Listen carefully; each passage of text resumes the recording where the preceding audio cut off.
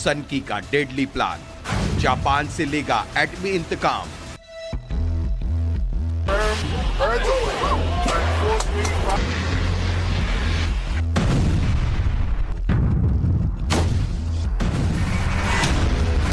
Payload पर Kim का nuke weapon, महातबाही एट टोक्यो वाया वॉशिंगटन।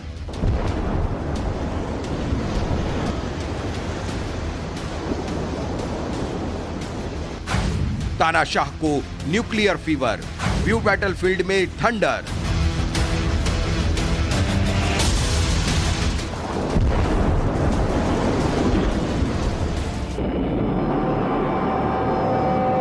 ये धरती पर तबाही और बर्बादी की अब तक की सबसे खौफनाक तस्वीर है। एक ऐसा महाधमाका जिसने सैकड़ों किलोमीटर तक इंसान का नामो निशान मिट गया। गांव हो या शहर, सब मिट्टी बन गए।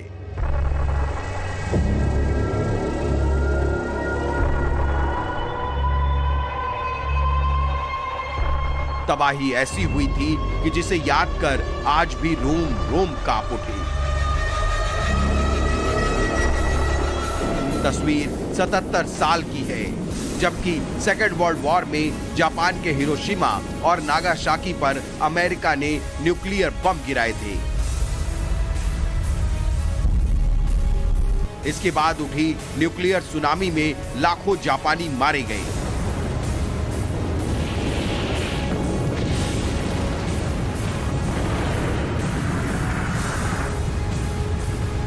उन्नीस 1945 तक जिस जापान का एशिया के सबसे बड़े हिस्से पे कंट्रोल था, उस पर अमेरिकी एटम बम की ऐसी मार पड़ी कि उसे सरेंडर करना पड़ा।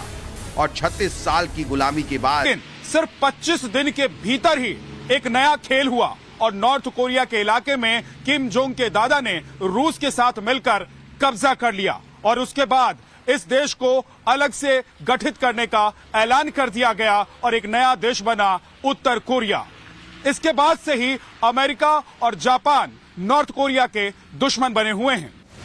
हिरोशिमा नागासाकी पर एटम बम गिरे 77 साल से ज्यादा हो चुके हैं, लेकिन अब एक बार फिर जापान शांति के रास्ते को छोड़ युद्ध की तैयारी में जुट गया है।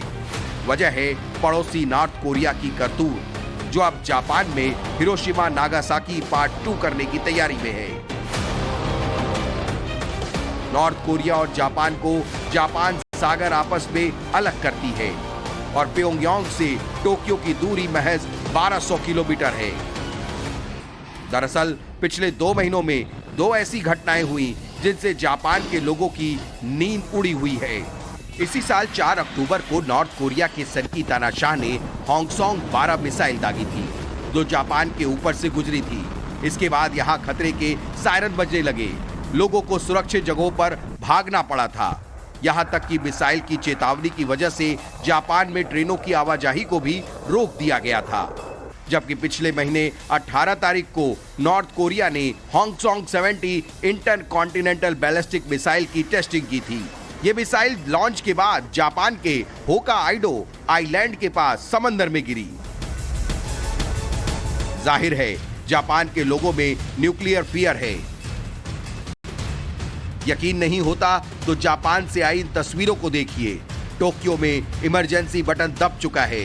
लोग अपने फ्लैट के पार्किंग स्पेस को बॉम्ब शेल्टर में तब्दील कर रहे हैं। ये स्टील से बना एक बॉक्स है। इसका वजन 3 टन है।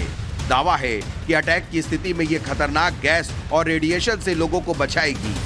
इस शेल्टर बॉक्स में इमरजेंसी एग्जिट की भी व्यवस्था है।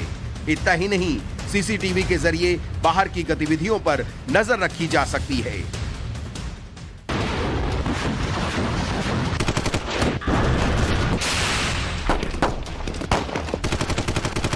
जापान के लोगों को जो प्राइवेट बॉम्ब शेल्टर खरीद रहे हैं, वो 11 गुणे 5 फीट के कंटेनर नुमा बॉक्स हैं, जिसके लिए उन्हें 44,000 अमेरिकी डॉलर यानी करीब 36 लाख रुपए खर्च करने पड़ रहे हैं।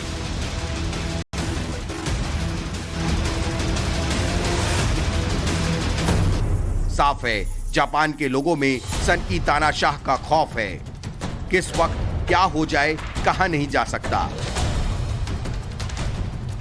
अपने लोगों के इस डर को दूर करने के लिए जापान सरकार पूरे एक्शन में है। जापान बड़ी मात्रा में हथियारों की खरीद में जुट गया है। इतना ही नहीं, जापान ने अपना डिफेंस बजट बढ़ाने का भी ऐलान कर दिया है। साथ ही सेकेंड वर्ल्ड वॉर के बाद अपनी आर्मी को एडवांस और बेहद घातक बनाने की पॉलिसी के लिए पुश किया। टोक्यो में प्रधानमंत्री फूमियो किशिदा ने जापान के नए स्ट्रेटेजिक पॉलिसी का जिक्र करते हुए कहा, नए उपायों में ऐसे प्रावधानों को शामिल किया गया है जो जापान को जवाबी हमले की क्षमता रखने में सक्षम बनाएंगे। साथ ही इमरजेंसी हालात में दूसरे देश के क्षेत्र पर सीधा हमले करने की क्षमता भी बढ़ेगी। नॉर्थ कोरिया के लिए जापान का मैसेज लाउड एंड क्लियर है कि अब नॉर्थ पैसिफिक रीजन में उत्तर कोरिया की और दादागिरी नहीं चलेगी।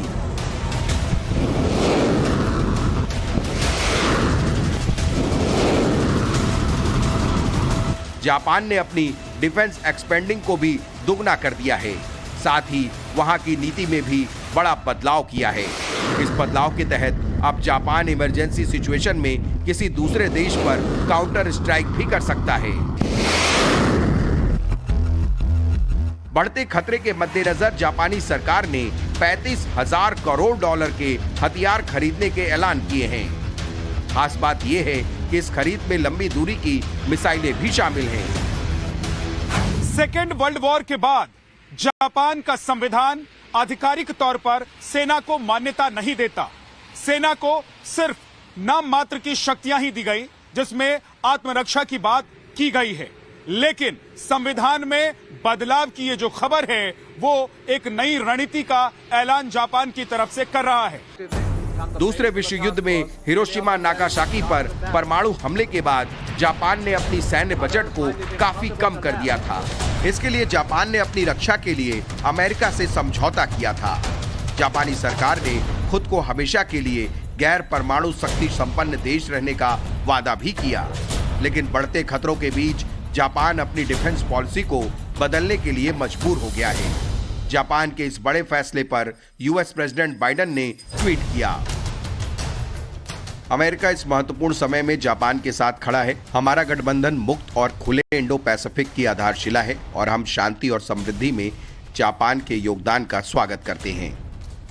लेकिन बड़ा सवाल है कि क्या नॉर्थ कोरिया का सुप्रीम लीडर किम जोंग अपनी ताकत के बूते ही जापान से लेकर अमेरिका तक को आंख दिखा रहा है, या फिर उसके पीठ पर किसी और का हाथ है? बताएंगे आगे। आप बने रहिए टाइम्स नाउ नव भारत के साथ।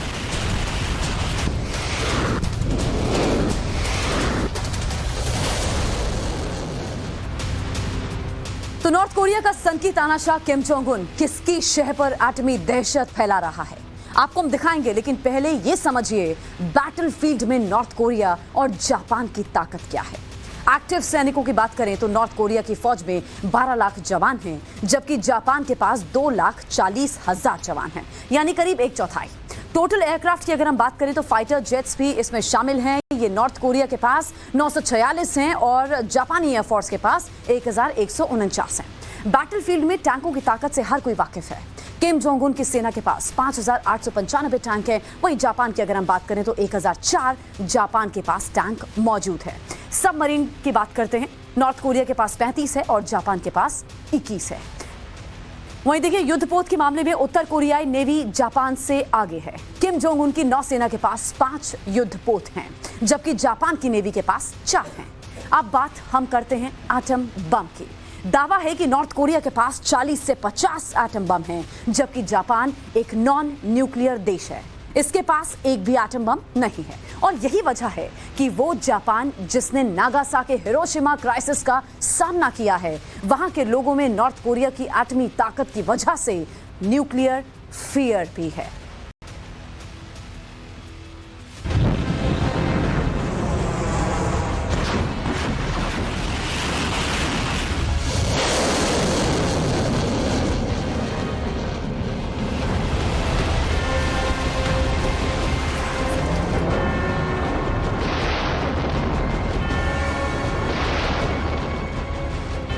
सतहत्तर साल पहले जापान के हिरोशिमा और नागासाकी पर अमेरिका ने न्यूक्लियर बम बरसाए थे। परमाणु बम से आई इस प्रलय में लाखों लोग मारे गए थे। लेकिन अब अमेरिका पर ही परमाणु बम का खतरा मंडराने लगा है। अमेरिका पर दुनिया के सबसे खतरनाक न्यूक्लियर बम से अटैक हो सकता है। दुनिया का सबसे बड़ा सनकी तानाशाह किम जोंग अमेरिका से बदला लेने के लिए अपने न्यूक्लियर प्रोग्राम को सबसे खतरनाक मोड में ले जाने के लिए तैयार है। इस साल अब तक 85 मिसाइलों की टेस्टिंग कर चुके किम जोंग अपने मंसूबे को जाहिर कर चुका है। इसमें होंगसोंग 70 जैसे इंटरकॉन्टिनेंटल बैलिस्टिक मिसाइल भी शामिल हैं, जो बिजली की रफ्तार से अमेरिका के किसी भी सिटी पर एटम बम गिरा सकता है। अब वो ऐसे महाविध्वंसक एटम बम पर काम कर रहा है जिससे न्यूयॉर्क हो या फिर वॉशिंगटन उसके एक ही इशारे पर चंद सेकंड में दुनिया के नक्शे से आउट हो जाएगा।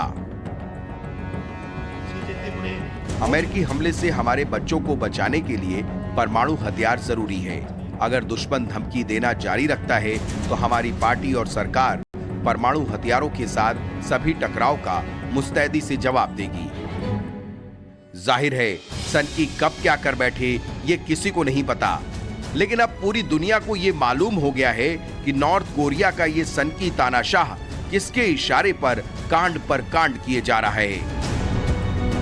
नॉर्थ कोरिया और चीन के बीच नापाक रिश्तों की पोल खुल गई है। दुनिया जब वर्ल्ड वॉर के मुहाने पर सहयोगी देश संयुक्त राष्ट्र सुरक्षा परिषद में नॉर्थ कोरिया के खिलाफ प्रस्ताव लाते हैं तो चीन उसमें वीटो डालकर अड़ंगा लगा देता है। चीन के इस हरकत से नॉर्थ कोरिया गदगद है। नॉर्थ कोरिया जानता है कि जब तक लाल सेना का सुल्तान शी जिनपिंग उसके साथ है तब तक उसे किसी से खतरा नहीं। लाल सुल्तान की शह पर ही किम जोंग दुनिया के सबसे बड़े परमाणु टेस्टिंग की तैयारी कर रहा है।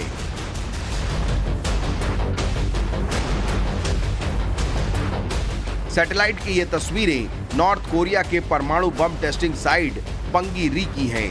कुछ महीने पहले इन तस्वीरों से साफ दिख रहा है कि यहाँ नया निर्माण चल रहा है, तो वहीं पुराने कंस्ट्रक्शन को दुरुस्त किया जा रहा है।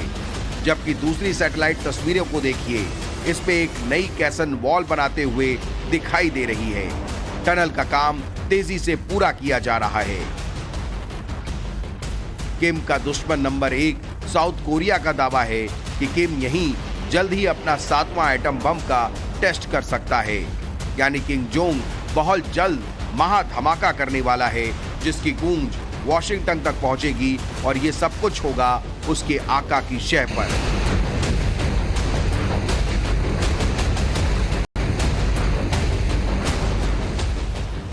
दुनिया जानती है कि किम जोंग जब भी अपने एटमी हथियारों का टेस्ट करता है धरती हिल जाती है। 2017 में जब उसने छठा एटमी टेस्ट किया था तो रिएक्टर स्टील पर 6 से ज्यादा का भूकंप आया था। टेस्टिंग साइट के पास मौजूद पहाड़ आधा मीटर तक धंस गया और इसकी सतह 1 मीटर तक खिसक गई। सोचिए, जिस तरह से वो दुनिया के सबसे बड़े परमाणु बम पर काम कर रहा है और अब उसकी जब टेस्टिंग होगी तो क्या होगा। यकीन मानिए, अगर वो टेस्ट करने में सफल हो जाता है तो भूकंप की तीव्रता ऐसी होगी कि जापान सागर में सुनामी आ जाए।